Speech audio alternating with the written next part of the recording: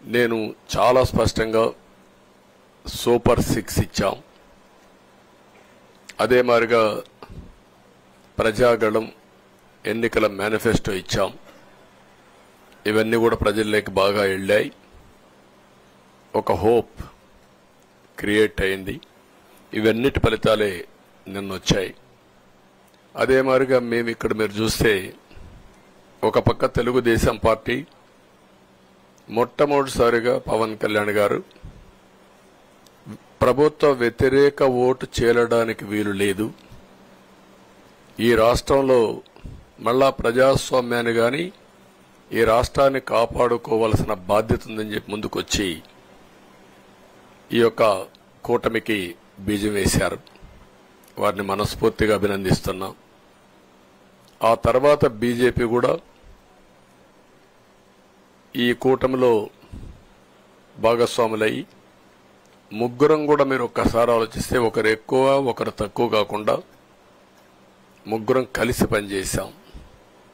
బేషిజాలు ఎక్కడా లేకుండా మేము ఏదైతే చెప్పామో ప్రజలు గెలవాలి, రాష్ట్రం నిలబడాలి, దీనికోసం పై స్థాయి నుంచి ఢిల్లీ నుంచి వచ్చినటువంటి బీజేపీ నాయకులు గాని, ప్రధానమంత్రి అమిత్ షా గారు గాని, ఇక్కడుండే పవన్ కళ్యాణ్ గాని, తెలుగుదేశం పార్టీ కేంద్ర నాయకత్వం నుంచి కింది వరకు అందరం కూడా ఒక ట్రూ స్పిరిట్ తో పనిచేశాం. 175 అసెంబ్లీలు, 25 అసెంబ్లీలు అన్ని పార్టీలకు సంబంధించిన సీట్లుగా ఎన్డీఏలో భాగస్వాములుగా ఒక బాధ్యతతో ముందుకు పోయాం. అందుకే ఈ అనూహ్యమైనటువంటి విజయాన్ని సాధించగలిగాం. ఇక్కడి నుంచి బాధ్యత ఉంటుంది. ఆ బాధ్యతని ఏ విధంగా చేయాలనో అవన్నిటి కూడా ప్రణాళికలు తయారు చేసుకుంటాం. అంటే ఈ 5 సంవత్సరాలు జరిగిన విధ్వంసం మీరు ఒకసారి చూసిన తర్వాత ఇది ఒక 30 సంవత్సరాలకు ఎంత డ్యామేజ్ చేయాలనో అంత డ్యామేజ్ జరిగింది. వ్యవస్థలు విధ్వంసం అయ్యాయి. మొత్తం ఎకానమీ కుప్పగూలిపోయింది. అప్పులైతే ఎంత చేశారో ఇంకా లోతు పోతే తప్ప మనకు తెలియదు. ఎక్కడెక్కడ చేశారో ఏమేం చేశారో తెలియదు. ఇంకొక పక్క ఎక్కడికక్కడ సహజ సంపద, ఒక శాండ్ కావచ్చు, మినరల్ వెల్త్ కావచ్చు, లేకపోతే ఏదంటే అది ఇంకా మాకు అడ్డే లేదు, ఏమైనా చేయగలుగుతాం, ఎవరైనా అడ్డొస్తే తొలగించుకుంటా పోతామనే ధీమాతో ముందుకు పోయారు. కొంతమంది భయపడి రాలేకపోయారు, ఎదిరించలేకపోయారు. నా కళ్ల ముందర ఒక రైతు చూస్తే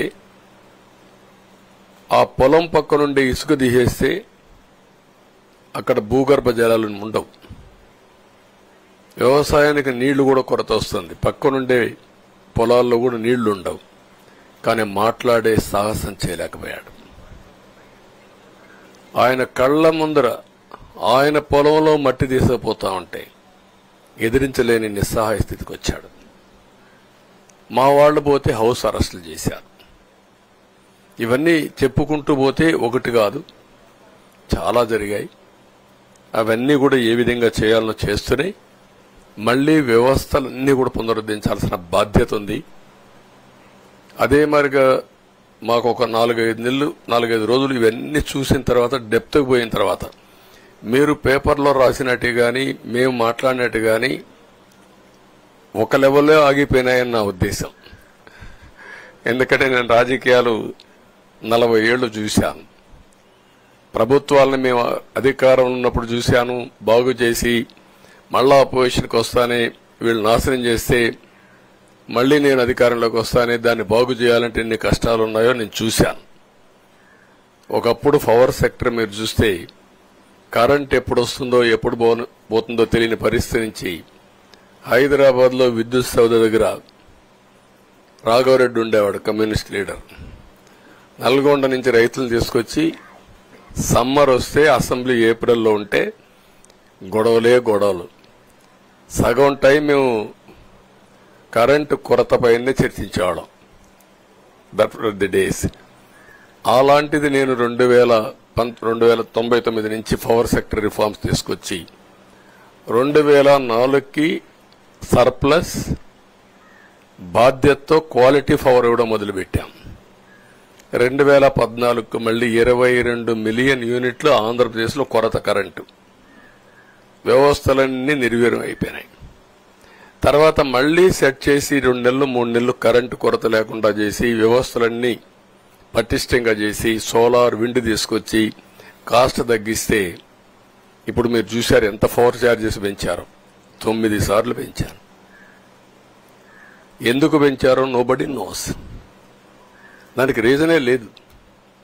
ఇప్పుడు ఎక్కడుందో దాన్ని ఎత్తుక్కుంటే ఎంత లోతు పోయిందో కూడా తెలియదు. దాన్ని ఏ విధంగా రిపేర్ చేయాలి, ఎంత డబ్బులు తెచ్చారు, ఏ పేరుతో తెచ్చారు, అవన్నీ ఒక వ్యవస్థను కాదు, సంబంధం లేని వ్యవస్థతో డబ్బులు తీసుకొచ్చి సంబంధం లేని డిపార్ట్మెంట్కి ఇచ్చారు. ఇలాంటి చాలా ఉన్నాయి. అవన్నీ ఇన్ కోర్స్ ఆఫ్ టైం మీకు కూడా చెప్తాం.